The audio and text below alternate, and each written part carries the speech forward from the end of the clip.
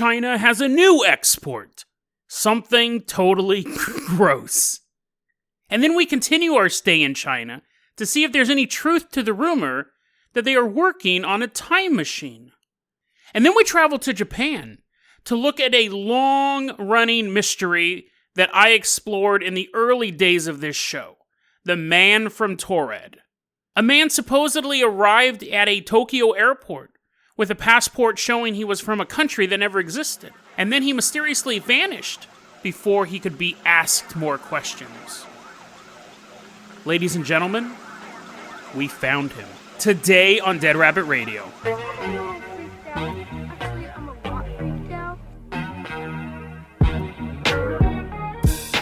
Hey everyone, welcome back to another episode of Dead Rabbit Radio. I'm your host, Jason Carpenter. I'm having a great day. Hope you guys are having a great day too. We got a ton of stuff to cover and we don't have a time machine, so we just got to get going.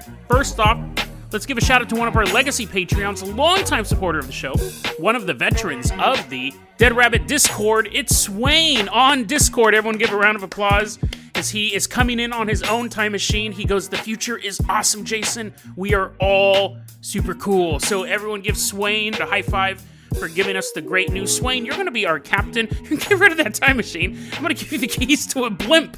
You're going to be our captain, our pilot this episode.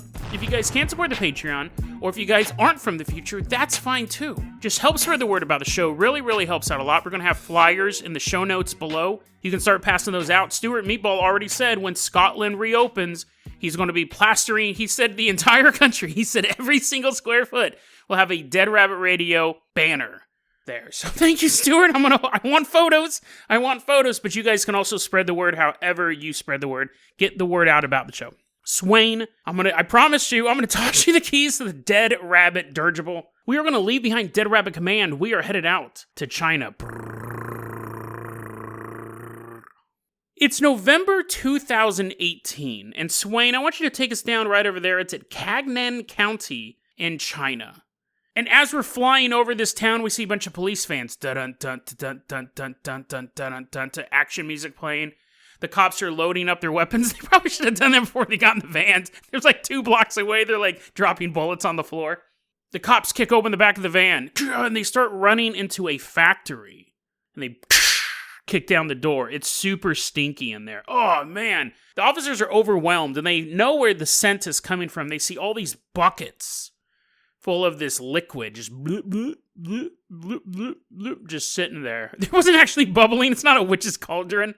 But as some of the cops are rounding up the perps, the suspects, the other cops are daring each other to go near these buckets. Bloop, bloop, bloop, bloop.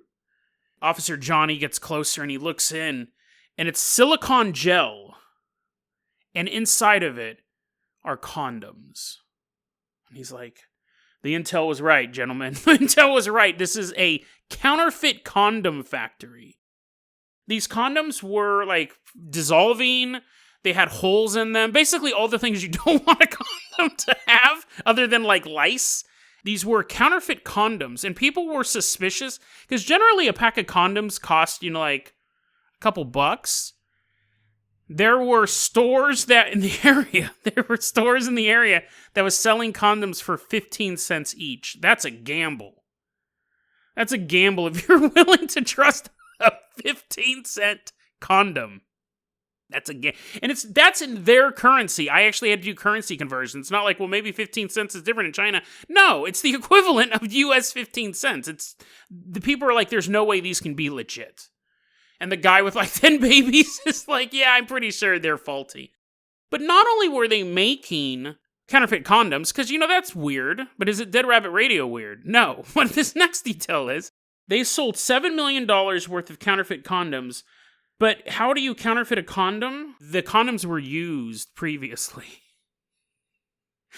They were collecting used condoms and washing them off in silicone gel, and then repackaging them. When the cops busted in, they had a bunch of Durex cardboard containers at the warehouse, which is great advertising for the Durex brand condoms. Whenever you see those now, you're going to be like, I don't know about that, honey. Durex brand condoms were having $7 million worth at 15 cents each sold. They were all used condoms. So that's borderline paranormal. How do you collect $7 million worth of used condoms? That's mind-boggling. It's not like they just sold the same condom over and over and over again. How would you get that many condoms? Where are they collecting these condoms from? Do they have like a giant bucket outside of like a shop or McDonald's or something like that? It's like, dispose of your condoms. And people, how do you collect that many condoms? I don't get it. How do you collect, like, I could understand if they were making condoms, like subpar condoms that had holes in them and they dissolved and things like that. But how do you collect used condoms? I really can't. I can understand collecting maybe like 5 or 10 at like a frat house on a Friday night. But $7 million worth? I don't even think the entire U.S. college system uses $7 million worth of condoms that are 15 cents each. I'm sure they probably use that much if they're paying legit full prices for Trojan brand condoms. But Durex brand. That boggles my mind. It's possible that the only way to collect this many used condoms is by using a time machine, huh? You like that segue? You like that segue / I have nothing else to say about that story other than the fact that a bunch of police broke into a room full of used condoms in buckets that were slowly soaking. That's the one crime the cops did not steal any evidence from the evidence locker. They're like, no way. I'll take all that crack, though. Swaying on Discord, since I've been sold to the Chinese police, let's get out of here before they arrest us and dunk our heads in the condom-soaked silicone gel. I'm going to toss you the keys of the Jason Jalopy. Go, go, go, go, go! We are leaving behind Kangen County, and we are headed to a top-secret location in China. Beep, beep. Car is slowly but surely traveling through China, and the police have just given up. They went to go get some of that sweet, sweet crack out of the evidence locker. This is a weird story. It's one of those stories that popped up. I was expecting a couple of you guys to suggest it. I was expecting it to hit the paranormal community pretty hard, and nothing. Actually waited on it. I go, it's going to be a big thing. I usually don't cover well-known topics. The Hipster Paranormal Podcast, Dead Rev Radio. No, I figure you guys have learned about it in other places. There's no point in rehashing it. No, this one, like the Army Hammer story, just kind of existed in a moment, and the paranormal conspiracy community just didn't seem to know about it, I guess. I don't know. I find it incredibly fascinating. The ramifications of it are quite chilling. What happened recently was a leaked PowerPoint. A PowerPoint project or program or slideshow, however you want to say it, was leaked. So what the story is this. There is a group known as Shinaxi Rutai Technology. And apparently, this PowerPoint says that this group is working with the Chinese Academy of Sciences Institute of High Energy Physics, which is a government-run group. And then you have this private sector group. They are working on something known as the Space-Time Tunnel Generation Experimental Device, or as an acronym, STEGD. Which they didn't say that. I just said that. I don't know if they're actually going around calling it STEGD. But the space-time tunnel. According to this PowerPoint, what this device will be able to do is distort time and space, control the rate and flow of time. Specifically, it does mention time travel. It also says interstellar voyage, life extension, quote, break through the barrier of time and space. It's not something they're saying, if we use this machine, it might make a light particle move forward like 10 nanoseconds. They're saying, no, this will actually have time travel abilities. It will have real-world applications. It also says they are going to pick a location. They need 16 acres to build this thing. And they expect it to be ready 7 to 12 months after they receive funding. The PowerPoint also explains that Nobel laureate Gao Kun has recognized and praised the device. So this PowerPoint gets leaked, and the Chinese Academy had to come forward and say, none of that's true. None of that is true. We're not building a time machine. We don't know why we're being linked to this thing. The group, Shinaxi Rutai Technology Group, came out and they said, we are not building a time machine. They said, we know how the information got out there. Apparently, they were working with a financing group, and this was some mock-up that was made that got released.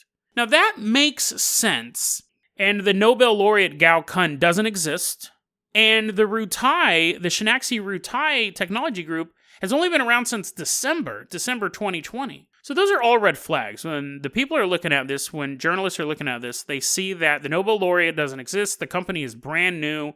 What are the chances of any of this actually being real? It probably is a financing presentation that everyone thought was funny until it accidentally got leaked and they all have egg on their face.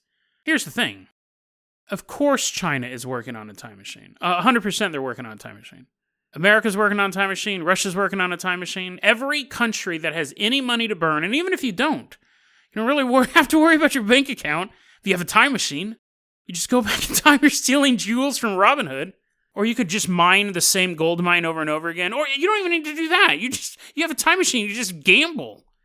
Every country's working on a time machine. You always hear this stuff about CIA was trying to send astrally projected people to Mars and the men who stare at goats. If they're willing to do stuff like that, they're working on time machines. So of course they're working. This story itself may be a financial mock-up, but of course China is trying to build a time machine. You would be stupid if you weren't. You would be stupid if you weren't spending at least $1 million a year trying to figure out time travel, because that's the end of it. Whoever figures out time travel first wins. You would be dumb if you didn't have 0.5% of your budget earmarked for time travel and you just have it filed as something else. Because we're spending money on literally every other thing.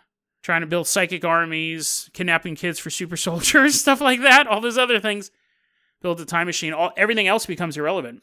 What's interesting is all the articles on this is like, China's building a time machine. Apparently Jerry Seinfeld is now the news announcer. China's building a time machine, but it's just a financial mock-up. The company is only a couple months old, and this Nobel laureate doesn't exist. But is that true? Because with the time machine, it could have been true, and now it's not. Shinaxi Rutai could have been around for the past 50 years. And Nobel laureate Gao Kun has always been the head of, can we actually achieve time travel? And he had spent his entire career with that theory in mind. So when he backed this project, everyone was like, well, there must be something to this thing. But then someone in another country flipped a switch. This is a startup company. That Nobel laureate never existed. They say World War III will be fought with nukes, and World War IV will be fought with sticks and stones. But with the time machine, there will never be another war. Just countless victories across time. We would never know the battle even happened. We would just exist at the whims of our Time Lords. So hopefully it's someone who's not morally bankrupt who actually has this time machine. Swain on Discord, I'm going to give you the keys to the Carpenter copter. We're going to escape from this time vortex that's about to swallow up China. We are leaving behind the country. We are going to outrun this time vortex that's quickly swallowing up the past, and we are headed out to Japan. This is a fascinating story we're about to cover. The Man from Torred is one of my favorite paranormal stories. I actually covered it on episode 15 of this podcast. That was week 3. It was a more well-known story, and again, I don't normally cover well-known stories, but I love that story so much. I wanted to cover it that was one of the stories that I needed to cover right away. The Man from Torred. And I'll do a quick recap, but before we get there, I need to give some shout-outs. First off, we're going to give a shout out to Teso8 on YouTube. They're the ones who actually recommended this story to me. I did not see this pop up, and they said, hey, did you hear that the Man from Torred had been solved? So hats off to you. Really, really great story. I also want to give a shout out to 2 Reddit users who did a bunch of research on this. You have Tara Ochi and Nalkarj. And also, I got a bulk of my information from kookscience.com. So great research, everyone. Here we go. The Man from Torred is a very mysterious story. It's one of my favorites. It has to do with portals, alternate dimensions, time travels, things like that. In 1954, a plane landed in Tokyo, and a man tried to enter the country of Japan. He's at this airport in Tokyo, and when they see his passport, it says that he's from the country of Torred. It's not a real country. It doesn't exist. So the Japanese authorities are like, what are you, this is not real. The guy got in a huge argument with him. He goes, yeah, it's in between Spain and France. He gets in this argument with them, and he starts talking about these places that no one there has heard of. The Japanese Officials are calling in their supervisors. They're like, there is no Torred. And that's when they brought a map out and they said, where is it? And he pointed to in between Spain and France. He goes, there it is. And they said, listen, as far as we know, this is a forged document. You're an alien. His eyes move from side to side. They're like, not a space alien. He's like, whew, they don't suspect that. They go, we're going to put you in a hotel and we're going to have to question you. We can't let you just walk around the country. That is not safe for anybody. So they put him up in a hotel until they can figure out if he's a spy or something like that. And then the next day when they go to question him, he ordered a bunch of room service. They see a bunch of plates outside his door. They're like, Torred! Before they can go question him, they go to his hotel room. He's gone. And the story always says, like, the hotel room was on the 9th floor, or the 8th floor, or something like that. So the implication is that he vanished. He went back to his reality, which is, I think, how I ended my episode. I love portal stories. I love alternate dimension stories. I love The Man from Torred. The earliest version of that story we see is in a book written in 1981 called The Directory of Possibilities by Colin Wilson and John Grant. Colin Wilson is one of my favorite authors, so the fact that he was a part of this mystery as well. Colin Wilson is one of my favorite authors as well. He does a lot of true crime stuff and paranormal stuff. He's passed away, unfortunately, by now, but so that was one of the earliest mentions of this was in 1981, this book. It's a very short paragraph. It's basically what I just told you. In 1954, a man got off a plane. His passport said that he was from Torred, and he mysteriously disappeared. Very, very short paragraph. And then over the years, over the decades, it's gone to include details about him disappearing from the hotel, the map, him pointing at the map. That wasn't in the 1981 version. But you figured, there must be other sources out there. But Colin Wilson and John Grant's was the earliest version of that. But the legend's grown slightly. But it never got too big. But what's so interesting about this is the way that these things just kind of shake out in the end. And it really gives a lot of hope to us paranormal researchers that huge mysteries like the Altloff Pass, the Yuba County 5, which are basically the same story, just different locations, can be solved. The lead man masks, the people with the lead masks, all those really, really popular ones. Because what happened was, Teriochi's from Japan. Reddit user Teriochi is from Japan. And they just randomly heard about this Man from Torred story. They just came across it on Reddit. I think someone was posting, I'm doing a research paper on the Man from Torred. Does anyone have any information on that? And Teriochi looks at it and goes, I've never heard of this story. I'm going to look into this mystery. Now, this mystery has been going on from at least 1981 to now. It may have been around before, but the earliest version we can find written down is 1981. 1981 to 2021. Teriochi figured it out. Several Japanese newspaper articles were written about this case. From the time the plane landed to the time he got sentenced to prison. Here's what happened. John Allen Kuchar Zergas wanted to fly the world in style. But he's just the schlub. He's just the dude. So he made up a new identity. This is 100%. There's several articles on this. There's a couple articles in English as well, and then the Japanese articles. This was cited at the British House of Parliament. I'm shocked that everyone missed this, including me. This is very, very well documented. John Allen Kuchar Zergas wanted to create a new identity. Give a little pizzazz to him. He wanted to be like a secret agent. He was working for these other governments. And when he landed in Tokyo, he had a passport. And this passport was, quote, stamped as issued at Tamanrasset, the capital of Torred, south of the Sahara, unquote. So there we look at the first confirmation that there was a man with a passport from Torred. There is a difference in the location. We were always told it was between France and Spain. It actually turns out that he said it was south of the Sahara. But other than that detail, it pretty much matches up the story. He lands in Tokyo. The officials stop him, and he's been traveling all over the world. It is stamped at other countries. They were able to backtrack what this guy was up to. The Tokyo officials took a real close look at it, and they go, where's Torred? They bring out a map. That actually happened. That was part of the original story, and he couldn't show on the map where Torred was. There was no him pointing at it and being Like, no, it's here, I must be in an alternate reality. None of that stuff. Some of the articles difference in the spelling of the word Torred, but other than that, everything matches. There's a version of this story that's told in a Vancouver newspaper. I was able to look at a clipping of that newspaper. I wasn't able to get the name of it. But there was another version of the story published in a Japanese newspaper, the Yomiuri Shimbun, the August 10th, 1960 version of the newspaper. This is also scanned in. If you can read Japanese, you can read it. It's all going to be the show notes. If you can't read Japanese, but you can read English, the Vancouver articles in the show notes. In the Japanese newspaper, it says, this event happened on October 17th, 1959. We actually have the date. It was a couple years off of what we were told.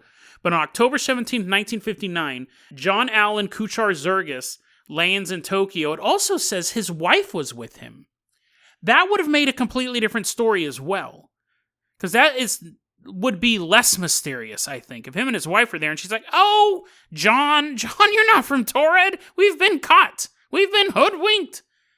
The fact that it was a lone traveler made it seem more mysterious, like it could possibly happen. One person coming from an alternate universe, probably, but the man and his wife, he's like, oh man, I wish I left you 5 universes back. He's like, who's that Henny Youngman? Who's that? Who else is 80 years old and knows a Henny Youngman joke? Is that even his name? Is it Kenny Youngman? Take my wife, interdimensional portal, please. Anyways, let's get back to the topic at hand. Benny Youngman. Wait, what was it? Doesn't matter. Has nothing to do with the man from Torred. He had his wife with him. And this isn't just these articles running these goofy stories. He was taken to court. He was actually sentenced to prison for this. He went to prison for a year. And the Japanese article says what happened was at his trial, when he was found guilty, he had glass hidden in his mouth, a little piece of glass. He spit it out and began trying to cut his wrist open until Japanese officers dragged him away and threw him in prison for a year. So it's not like these articles are like, you want to hear a wacky story like the haunted taxi cab story we did on Monday? No, there's court documents. They're not, the court stenographer isn't making up a story. She's like, this will be super spooky someday. This actually happened. We do know the man from Torred now was a man named John Allen Kuchar-Zergis who was committing fraud. He made a fake passport and was traveling the world in style. This was actually mentioned in a meeting with the British House of Commons on July 29th, 1960. One of the MPs said, hey, remember when this happened? Everyone just had a good chuckle. It had to do what he was talking about. But so it wasn't a super well-known story, but it wasn't completely obscure either. It was being reported here and there. It's weird that it completely got forgotten. So by 1960, this stuff was being published next to every other article in the news. These weren't flights of fancy. This actually happened. And then 21 years later, it's being told as, here's a mysterious story. One day a man landed with a passport from a country that doesn't exist, and then he disappeared. Well, he disappeared into the Japanese prison system is what happened. And from 1981 to now, the story has had even more details added to it. The idea of alternate realities, the idea of him disappearing magically from the hotel back to his home dimension. But it was a guy who was committing fraud. I find this ending to the story, The Man from Torred, absolutely fascinating. Sure, it would be great if he appeared from that home dimension and goes, hey everyone, I have developed the ability to travel through dimensions. You have to fly on planes to do it. It's kind of like flying a plane, but you can just travel back and forth. And then we would have proof of alternate dimensions and realities, and he can finally bring me back my Bernstein Bear collections. He's like, here's the true spelling, world. But that's not the fact. That's not the fact of the matter. It was a man who lived on this reality who was committing fraud. And that, to me, is honestly just as interesting, because on this show, we talk about not just the conspiracies and the paranormal stories, but a lot of times I like to look at why they exist, how they're formed. And this is a perfect example of that. People getting little details wrong until the wrong details became the real details. And Colin Wilson is a huge name in true crime and paranormal literature of the 70s to the 90s. So you can be the best of the best and still get details wrong. And his whole book wasn't about the Man from Torred. It was almost like just an aside. It was literally 2 or 3 sentences. But it was a story I'm sure that he had heard that had morphed from 1960 to the time he was typing it down. It didn't really pay it much thought. It was just a weird story he was going to put in his book. And from those 2 or 3 paragraphs, it became a thing. It became a story. It became one of my favorite paranormal stories. And I repeat it on episode 15 of a podcast that's lasted 26 episodes. I wanted to tell the story that badly. I got it out right away. But the end was immigration fraud. I find that fascinating. And it makes me think, this guy, he just heard the story on Reddit and he goes, I'm going to look into this. And he started just kind of poking around and found these Japanese articles, and he's like, it was a court trial. Like, this is totally solvable. It was solvable in 1960. It was solvable in 1981. It just took someone who had no connection to the story to look into it. So it makes you wonder. I know there's that thing, and I got a couple requests to do it as well, but the Dyatlov Pass being solved with the Avalanche Simulator, and I got a lot of requests to do that one. But it was super big news, and I didn't want to rehash it, but I appreciate all the requests that came in to do that story. But Dyatlov Pass, they said it was an avalanche.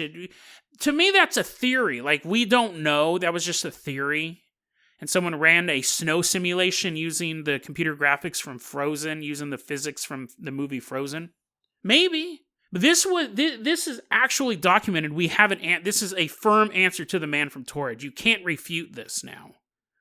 You can't say, it was fake news. It was fake news. That never happened. A newspaper in 1960 knew we'd be talking about this all this time later. No, it's provably, the story's false. The story is not real. And if you didn't catch it, everything in this episode was fake. The stories were real, but they're all like fake condoms. And is there really a time machine being built? Not officially. And then this story, I kind of built them around this theme of stuff isn't as it seems. I mean, hopefully it's just the Torred story and not the condom that's dissolving on you while you're having sex. I'd much rather this story be fake than that one. But I'm not saying it's fake that I'm trying to trick you, that all of these stories are based on things that were false. But the man from Torred was provably false, and no one knew it until someone from outside the story showed up. So is it possible at some point someone's going to walk in and have the answer to the Yuba County 5? I'll put those Yuba County 5 episode in the show notes. I really like that one. But it's a group of people who went missing. There might be someone who's never looked at this stuff before, who either has the right information or knows where to look, or both, and they solve it instantly. And to me, that makes the search for truth even more exciting, because it means that the truth is out there. It may not always be the paranormal answer, but at least it's an answer. We now know the truth behind the story of Man of Torred. And it doesn't make it any less interesting. It just makes the world's mysteries seem solvable. And that is an exciting future.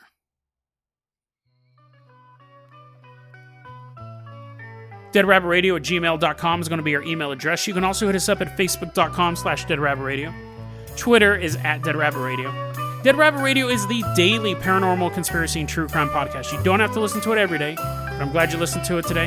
Have a great one, guys.